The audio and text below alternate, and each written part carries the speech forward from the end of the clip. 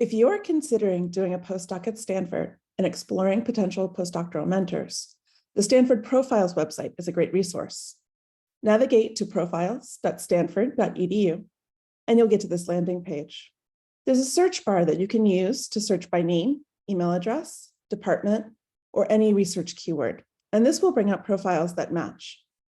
To walk you through, we're going to start with a current Propel mentor, Dr. Manuel Amieva. So as I type his name, you'll see that several names that match your search keyword pop up. Clicking on his name, it'll open his profile. At the top of the profile, you see a photo of the person, their name, their title, here professor, could be associate professor, assistant professor, postdoctoral scholar, whatever, and the departments with which they're associated. Here we see Dr. Amieva has a joint appointment in pediatrics and M&I. As we scroll down to the main part of the profile, there are 4 tabs: bio, research and scholarship, teaching, and publications. Starting with the bio tab, we see here Dr. Amieva's clinical focus, his academic appointments, which are the departments, institutes, and centers with which he is associated, and also links to each of these so that you can further explore details about those departments, institutes, or centers. It also highlights his professional education. And then moving over here to the right side, there's the contact info, including usually an email address, so you can contact them directly. This also can include a clinical contact, or sometimes it gives the contact info of the faculty member's administrator. As we scroll down, we see the additional info section, which here has Dr. Amieva's OrgID link, which is a stable identifier that follows a researcher throughout their career, no matter what institution with which they're associated. And in links, we see his NIH biosketch and his lab website.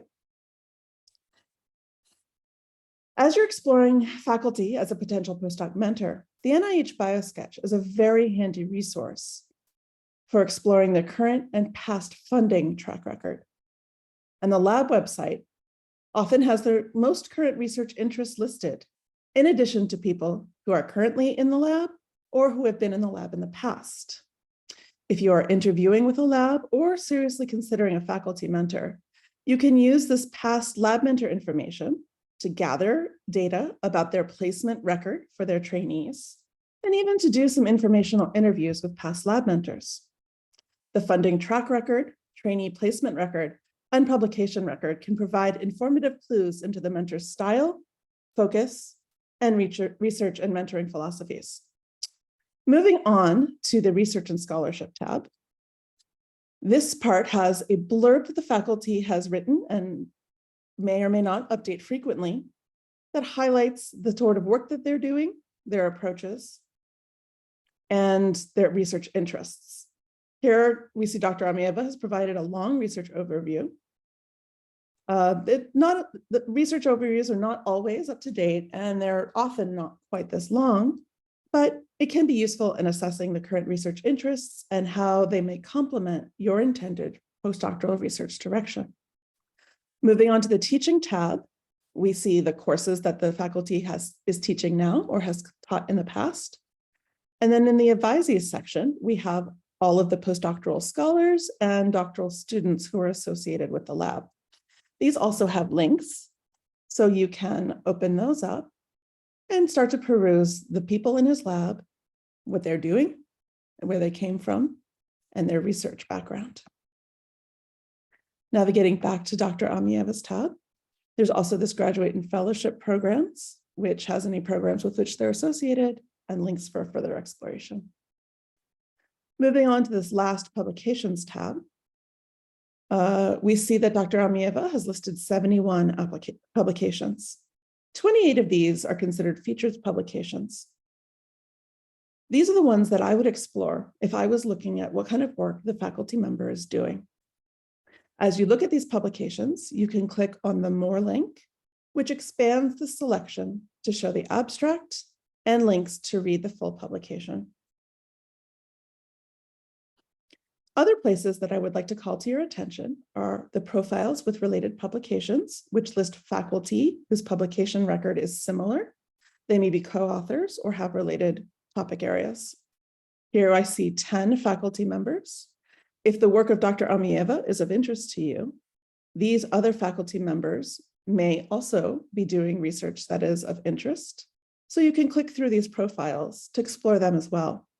This is a good way to expand the network of faculty at Stanford you're considering as a potential postdoc mentor. Continuing to scroll down, this last section, publication topics for this person, is another really handy place to expand that network of faculty you're considering. These are essentially research keywords, and the size of the keyword is associated with how strongly this keyword is related to the person's research. So for example, if the thing that most interested you about Dr. Amieva's research was its association with host pathogen interactions, you could click on this keyword, and Stanford Profiles would generate a list of other faculty and postdoctoral scholars who are also using host pathogen interactions as one of their chosen research keywords. Here we see Dr. Amieva.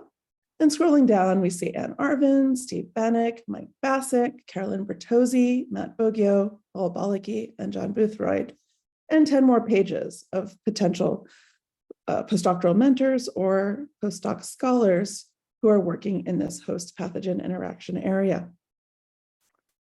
This would allow you then to poke through these other profiles to explore the other faculty. I'm going to click here on John Boothroyd's profile to look at how it's laid out compared to Dr. Amieva's. Again, in the bio section, he has a longer text bio and academic appointments. There's also administrative appointments, honors and awards, boards, advisory committees, and professional organizations, and his education. He's also included a link to his CV, and as I mentioned before, an administrative contact. Looking at research and scholarship, again, we have this blurb about his research interests. In teaching, we can see his postdocs and graduate students. And in publications, again, a long list of publications. He has 228 listed and 10 featured publications. We also could explore more faculty with related publications and more research keywords.